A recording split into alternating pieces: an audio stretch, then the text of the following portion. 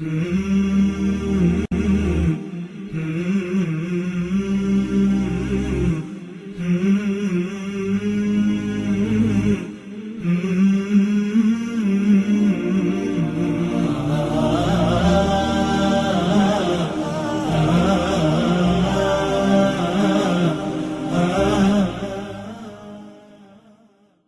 شكر الله لك، أمتعتنا.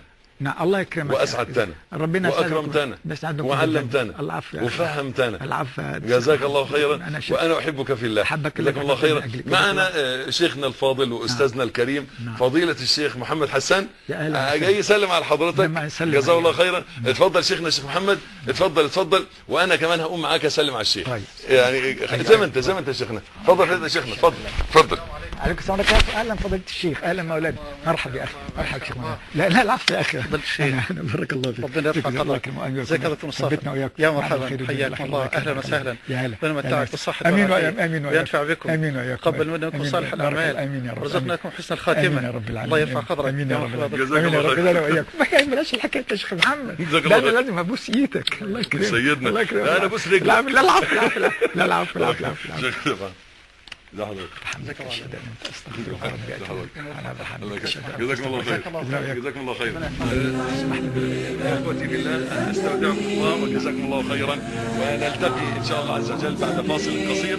ابقوا معنا، احبكم في الله، والسلام عليكم ورحمه الله وبركاته. وقرأ صنوف الكتب ودم على تواضع، لا تفتخر بالنسب، كفاك أن تخرج من دنيا الورى بالحسب، بالعلم بل بالأدب،